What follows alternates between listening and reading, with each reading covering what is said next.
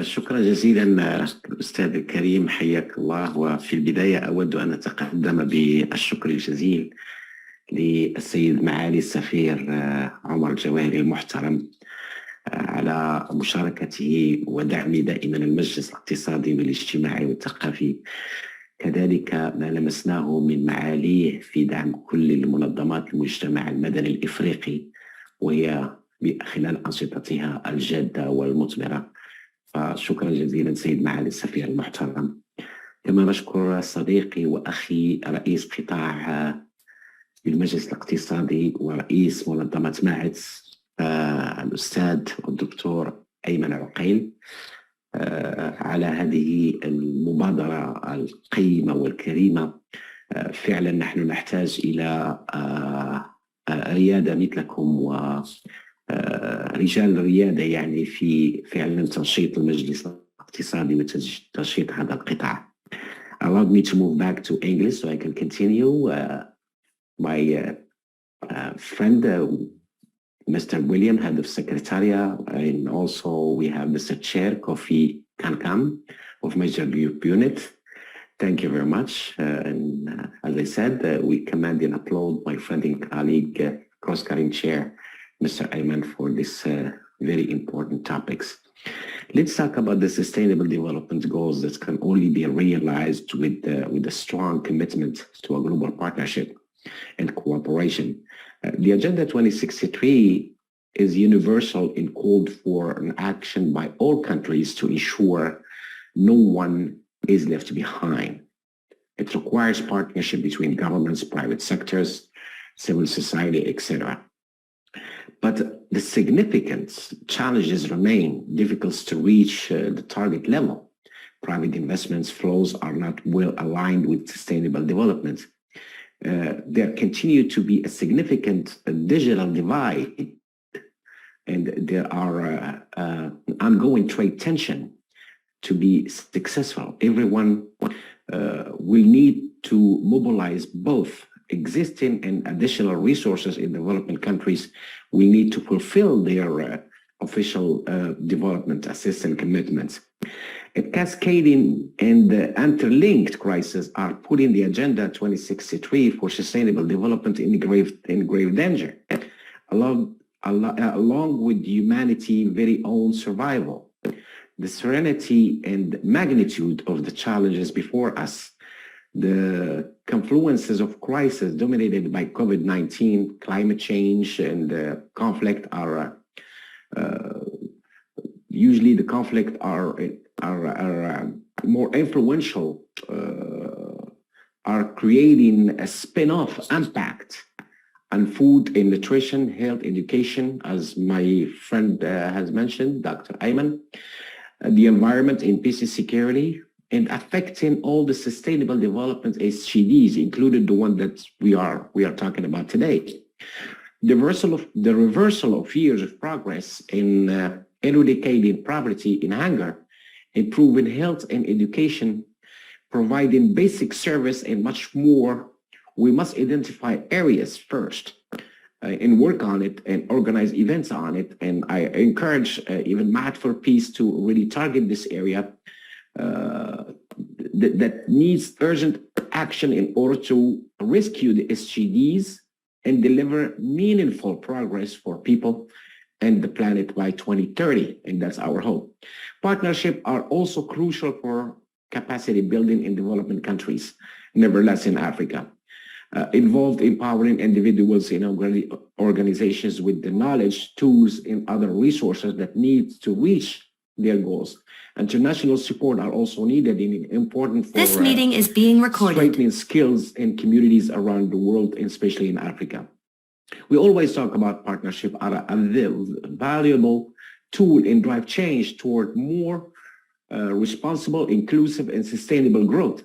They can help to address some of the market failures, governance gaps, and trust deficits that undermine the acceleration and scaling of businesses, let's see, engagements in sustainable development. That can also serve as a platform for convening and coordinating the diverse action of numerous actions and for building mutually reinforcing linkage between different sectors and sustainable development goals. Satanic for over 40 academics that I have been talking to and practitioners, exploring what works in building partnerships, ranging from global multi-stakeholders and institutions to more traditional public-private infrastructure partnership, etc. But effective partnership building, especially across sector, required new mindset and skill set on the part of individuals, in new capabilities and incentives on the part of institutions. It requires patience, persistence, and long-term commitment in an area of short attention span, accelerating and disruptive changes and short-term performance pressuring on the companies and governments alike.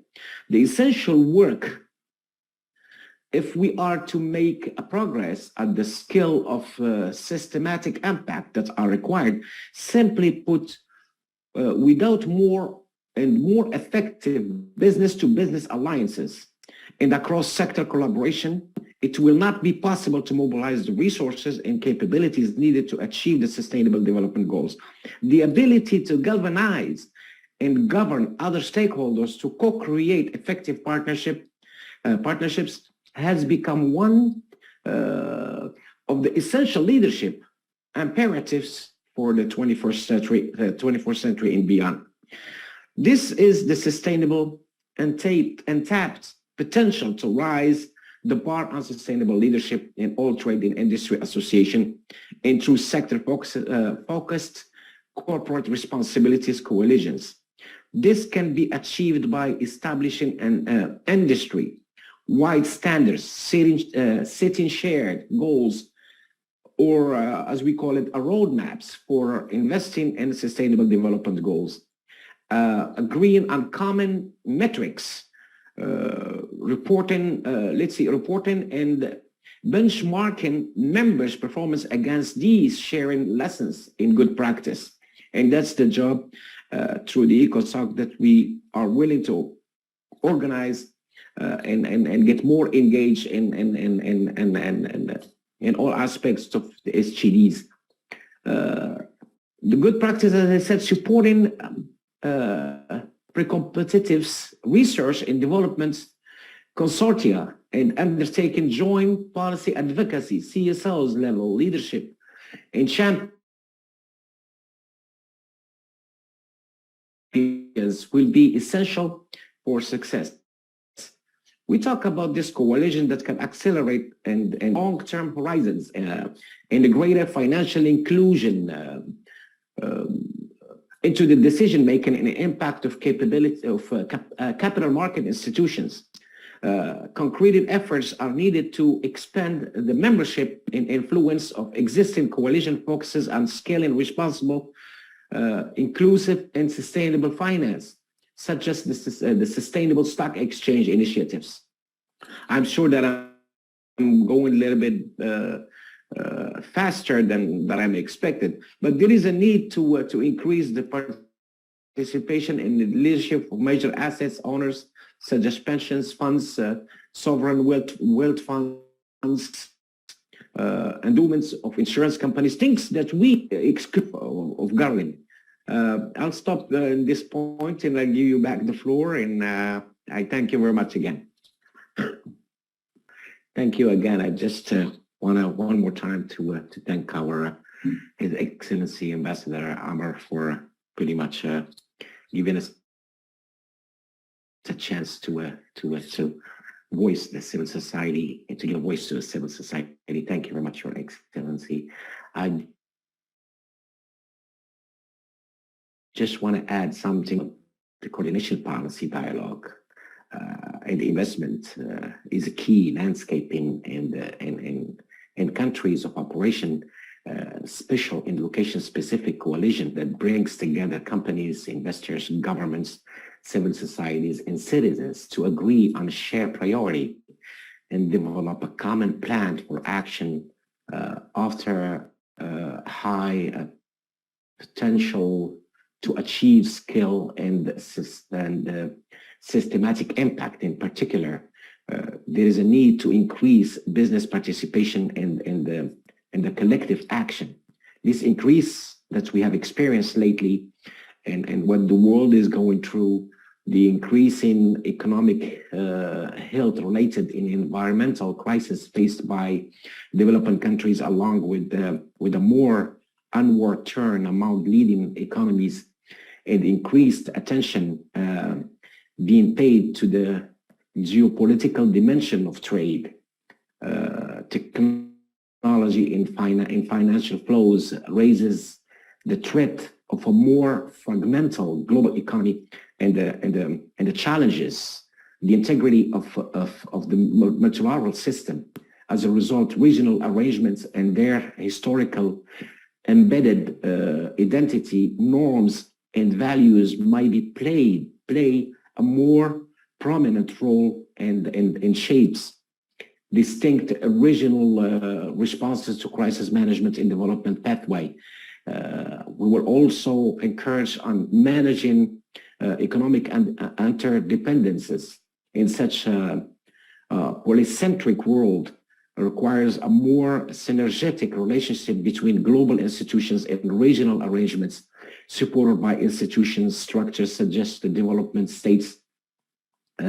This note details how open developmental regionalism might be the best approach to facilitating the management of diverging interests and sensitives of developing countries and developed countries for a more inclusive and development governance. And that's the lesson that we should be learning here in Africa. Thank you very much. Mr. Khaled, can you hear me? Yes, I'm here. Yes. The question is is from Walter Kasimba from Zambia. How far has the ECOSOC gone in establishing national chapters to strengthen CSO's functioning and promoting African Union programs and policies at national levels? Thank you again. I think this question, Mr. William will be eligible to answer it, as we are waiting for the adoption of many articles in the next summit. Hopefully we will have an answer for all our colleagues in France about the national chapters. But nevertheless, civil society needs to be able to carry out their work in an atmosphere free from hostility. As I said, let's go back to our topics in responding our colleague from Zambia, that we are waiting for specific criteria of adoptions, then we can move forward. And we have our action plan, the development plan, to really engage at the national levels in implementing implementing the national chapters at the local level or on the national level. But again, let me go back to the role of civil society and in relation with our topics. There is a need to be able to carry out their work in an atmosphere free of hostility and attacks on their legitimacy and reputation, which makes citizens less likely to associate themselves with CSO's organization in general, support them, donate funds or. But nevertheless, the effective community engagement has proven to be a key success factor when implementing fundamental rights. Identifying partners in the community and sharing knowledge creates great understanding and the basic for working together toward fundamental right implementation involving CSOs in policies and decision-making process, social inclusion plans, and the need of promoting access to information in public participation, guidelines for meaningful civil participation in political arena and the policy making. In order to achieve the development goals remain an unfinished business for African countries. The SDGs fit currently with Africa's priorities for the next 15 years, let's see. The future of growth and the impact of poverty reduction, as my colleague and my friend Ayman has stated, the reduction hangs on what happens to structural transformation. A new development trajectory of structural transformation is required to ensure improving productivities as Africa industrializes itself. This requires huge investments in both human and physical capital. Key priority will be investing in infrastructure, especially energy, agriculture, improvement of labor force, productivity to fit the need of manufacturing in agro-industrial zone. But also we will, as a civil society, and as an organ of civil society, the Voice of Africa, we call for increasing investment in key growth determinants, such as physical and human capital, and improvement in the institutions that optimize the combination of these resources. Investment in energy for people and for firms in agriculture technology, and in order to in another infrastructure and human capital needs will remain priority areas. Thank you. I thank you again, Mr. Said and Mr. Khaled, for answering that question.